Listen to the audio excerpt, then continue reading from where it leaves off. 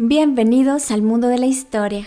Hoy les hablaré del castillo de Cogem, uno de los castillos más famosos de Alemania. Su larga historia se remonta a inicios del siglo XI.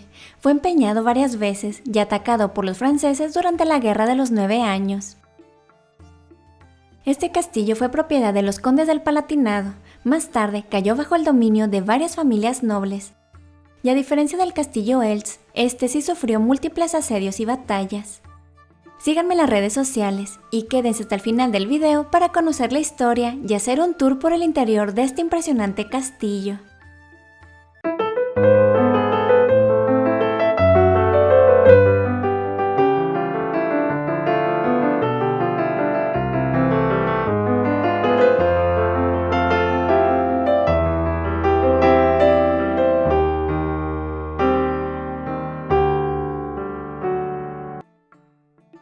El castillo de Cogem se erigió sobre una colina de más de 100 metros de altura del nivel del río Mosela, lo que supone una ventaja sobre sus posibles atacantes. Su historia siempre ha ido de la mano con la ciudad del mismo nombre, ubicada en el estado de Renania-Palatinado al oeste de Alemania. Durante la Edad de Bronce, este territorio fue el hogar de algunas tribus celtas. Según un documento de la Abadía de Prum del año 866, en el sitio donde actualmente se ubica el castillo existe una casa solariega mencionada como Villa Cuchema, que fue donada al monasterio. Los orígenes exactos del castillo de Cogem son inciertos, pero se cree que fue construido por el año 1030 por órdenes de Exo, conde palatino del reino de Lotaringia. El primer documento que menciona el castillo data del año 1051, cuando Richeza de Lorena, hija de Exo, donó el castillo a uno de sus sobrinos.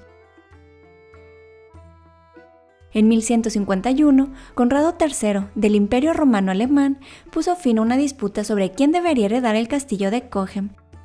Lo tomó él mismo y lo declaró castillo imperial. Es decir, que era un bien que le pertenecía a los reyes romanos germanos, pero solo por título y no como un bien privado y personal. Posteriormente, en 1282, el rey Rodolfo de Habsburgo asedió y tomó el castillo de Cogem, pero solo lo tuvo en su poder durante 12 años, pues en 1294 pasó a manos del rey Adolfo de Nassau. Y le cayó como anillo al dedo, pues con el castillo pudo financiar su coronación, hipotecando tanto el castillo como la ciudad de Cogem al entonces arzobispo elector de Treveris. Como ni Rodolfo ni el sucesor de este pudieron pagar su deuda, el electorado de Treveris dispuso de los ingresos de aduanas que generaba el castillo, al pedirles peajes a los barcos que pasaban por la zona. En los siglos XIV al XVI, el castillo estuvo bajo el dominio de los arzobispos electores de Treveris, quienes ordenaron ampliar y fortificar el castillo. En los siglos siguientes, el castillo pasó a manos de otros condes y príncipes electores y arzobispos de Treveris, que administraron el castillo y siguieron cobrando los derechos de aduana.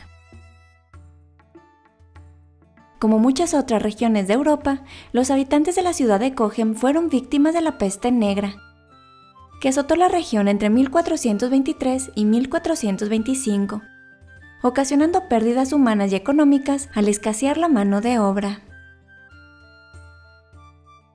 A lo largo de los siglos, el castillo experimentó múltiples expansiones, renovaciones y cambios de propietario, lo que lo convirtió en una fascinante combinación de diferentes estilos arquitectónicos. Su arquitectura refleja una mezcla de estilos gótico, neogótico y renacentista, y está rodeado de muros fortificados, torres, almenas y una torre del homenaje. La torre del homenaje era, por lo general, la más alta de un castillo y la que brindaba el último refugio en caso de ser atacado. La torre del homenaje del castillo de Cogem es la más antigua del complejo y se cree que data del siglo XI. Durante una de las renovaciones del castillo se colocó una representación en mosaico de San Cristóbal, el patrón y protector del castillo. Otro elemento original es la llamada Torre de las Brujas, llamada así porque, según cuenta la leyenda, aquellas mujeres acusadas de brujería eran lanzadas por la ventana superior de esta torre. Ahora avancemos al siglo XVI, exactamente al 6 de marzo de 1512, cuando el castillo de Coghem y el arzobispo elector se pusieron de manteles largos para recibir a Maximiliano I, emperador del Sacro Imperio Romano Germánico, a quien le ofrecieron un banquete con 15 platillos, en su mayoría a base de pescado debido a la Semana Santa. Y tanto el emperador como el arzobispo debían practicar el ayuno. En el siglo siguiente, en 1618, hubo una amenaza latente para el castillo, pues estalló la Guerra de los 30 años, que en pocas palabras inició porque en el Sacro Imperio Romano Germánico los católicos seguían peleándose con los protestantes.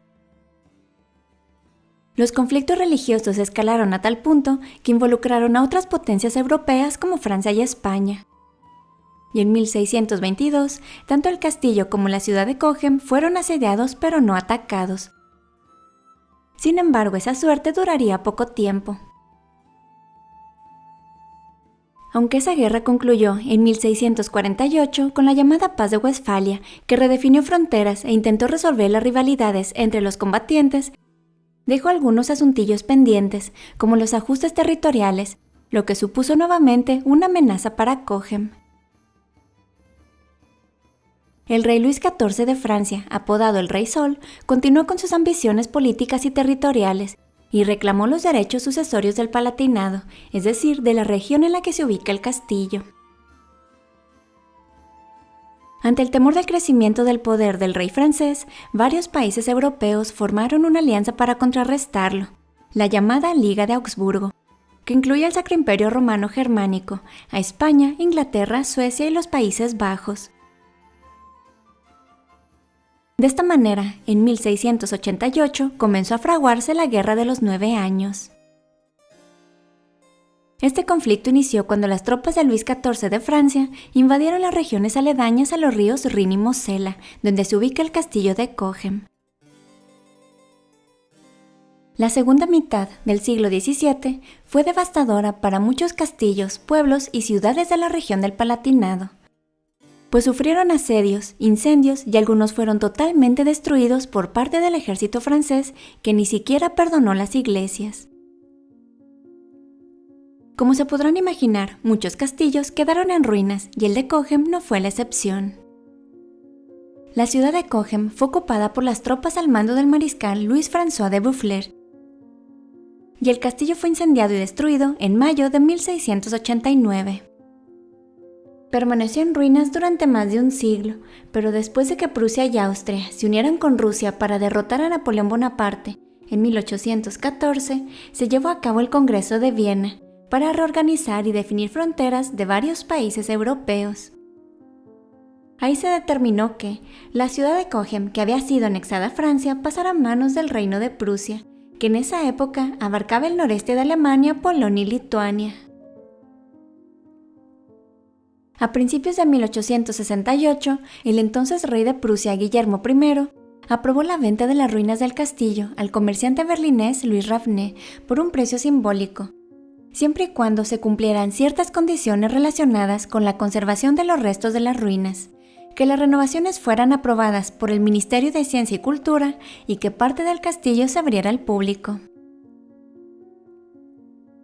Louis Raffné nació en 1823 al noroeste de la actual Polonia. Provenía de una familia de hugonotes, es decir, de protestantes franceses de doctrina calvinista. Verán, en el siglo XVI, durante las guerras de religión de Francia, se enfrentaron los católicos y protestantes. Los católicos acusaban a los hugonotes de ser adoradores del diablo. Luego, en el siglo siguiente, el rey Luis XIV de Francia ordenó la conversión obligada de los protestantes al catolicismo a través de diversas torturas. Muchos de ellos huyeron a países y ciudades de mayoría protestante como Inglaterra y Berlín. Ese fue el caso de la familia Raffné.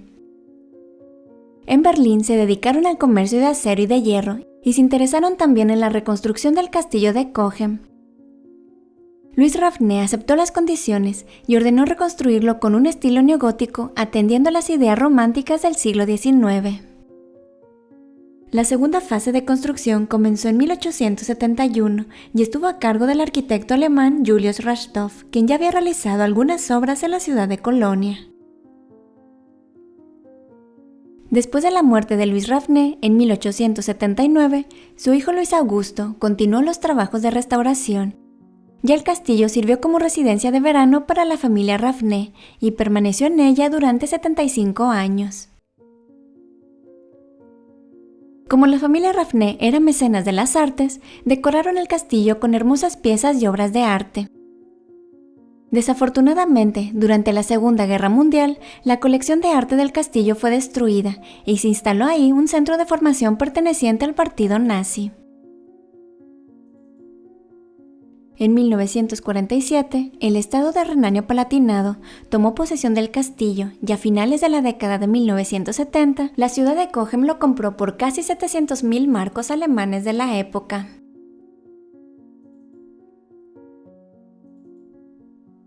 Este castillo nos brinda la oportunidad de sumergirnos en la historia de la Edad Media, como en la sala denominada el cuarto de caza, en donde veremos muebles y armas del siglo XV. Ventanas bellamente elaboradas y jarras de vino y cerveza, con un volumen de 5 litros, lo que corresponde a la ración diaria que bebían los residentes del castillo. Por eso no me sorprende que este salón cuente con un inteligente mecanismo que ayudaba a todos aquellos que se habían pasado de copas a ensartar la llave, ya que el área estaba delimitada y los guiaba directo al cerrojo. Como les decía, en este castillo se puede admirar la belleza de los siglos XIV al XIX, y hasta convivir con un elegante gatito que se cree dueño de todo el lugar. Lo primero que veremos en el interior del castillo es este hermoso pasillo, que inmediatamente nos hace sentir en otra época. En la llamada sala de ceremonias se exhiben muebles modernos que dan la impresión de estar en una casa de estilo victoriano de la clase alta, que aloja porcelana china y japonesa, como los que podemos apreciar en esta imagen y que a mi parecer custodia la entrada de este pequeño salón que quizás se utilizaba para jugar juegos de mesa. Aunque es un comedor y un salón sumamente elegante, yo preferiría comer en este otro, más antiguo, con un toque renacentista y más acogedor. El castillo está ataviado con hermosos muebles de madera, en su mayoría del siglo XVI, que nos dan una idea visual de cómo era vivir en esa época. En este castillo, al igual que otros, las paredes engañan. Las puertas y pasadizos secretos, como su nombre lo indican, son casi imperceptibles. Detrás de ellas puede haber paredes o escaleras. Estas últimas suponían una ventaja en caso de ataque, ya que eran construidas en un sentido que entorpecía a los diestros el manejo de su espada. Otra cosa que no puedo evitar preguntarme es la dificultad con la que las mujeres subían y bajaban escaleras ataviadas con vestidos anchos y largos. Por último, pero no menos importante, el salón de armas, en donde se exhiben impresionantes armaduras y armas pertenecientes a valientes caballeros medievales. Si quieren conocer más sobre la historia de los caballeros medievales y sus armaduras, no se pierdan el video que hice al respecto, dándole clic a la i que aparece en su pantalla, y también les dejo el enlace en la descripción de este video. Quizás ustedes también se pregunten quién era la persona que medía casi 2,5 metros y llegó a usar esa armadura. Pero si le prestamos atención al calzado del gigante, parece que se construyó para exhibirse en ese salón. La sala de armas tiene una puerta que da a un pintoresco balcón que tiene una vista privilegiada de la ciudad y del río Mosela, en donde podrán tomar fotos como esta. Sin duda alguna, una de las partes más hermosas del castillo, pero que quizás pueden pasar desapercibidos, son los muebles y paneles de madera de las paredes, tallados con imágenes que, a juzgar por el aspecto de estos personajes, se remontan también al siglo XVI. Estos rincones junto a las ventanas también tienen su encanto, y me es imposible no imaginarme a alguien aquí sentado, leyendo u observando por la ventana. Aunque quizás sus residentes preferían divertirse jugando ajedrez como lo muestran estos tapices. Sería muy injusto que visitemos el castillo y no nos detengamos a observar los techos, pues nos toparemos con distintos estilos, desde techos bellamente pintados con un toque medieval hasta estos más elegantes y ornamentados. Este es un ejemplo de cómo estaba pintado el castillo. En el patio del castillo de Coghem podemos tener vistas como esta. Pero para mí, las más hermosas siguen siendo las de los edificios del castillo con llamativos vitrales. Aquí, por ejemplo, podemos ver las iniciales de Louis Ravenet, el que compró las ruinas del castillo y ordenó su renovación. En el patio también hay un pozo de agua de nada más y nada menos 50 metros de profundidad, que se utilizaba para proveer a los residentes del castillo con agua potable. Si visitan este castillo, un evento que no se pueden perder es la cena medieval como la de los caballeros medievales, y que tiene lugar en la bodega del castillo. Podría decirse que es como una obra de teatro informal en donde se explica un poco de la historia de la ciudad, sus costumbres, los modales medievales en la mesa y se acompaña la cena con el vino de la ciudad. Los meseros y anfitriones llevan trajes históricos y los juglares, también ataviados con trajes antiguos, amenizan la cena con música medieval. Y los comensales pueden participar tanto en las competencias de caballeros como en las bromas y la puesta en escena. Eso sí, podrán experimentar una verdadera cena medieval porque no se sirven cubiertos. El precio por persona es de aproximadamente $65 e incluye la cena y la visita guiada al castillo. Y les recomiendo que también se den una vuelta por la pintoresca ciudad y den un paseo junto al río. Espero que les haya gustado este video. Muchas gracias por llegar hasta aquí. Sigan las cuentas del canal en Facebook, TikTok e Instagram. Y si les gustó el video denle like y compártanlo con sus amigos. Suscríbanse a mi canal y activen la campanita para que no se pierdan ningún dato curioso e interesante de la historia. Cuéntenme en los comentarios qué fue lo que más les gustó del hermoso castillo de Coghem. Si llegaron hasta aquí, dejen un emoji relacionado con esta historia. Y hasta pronto.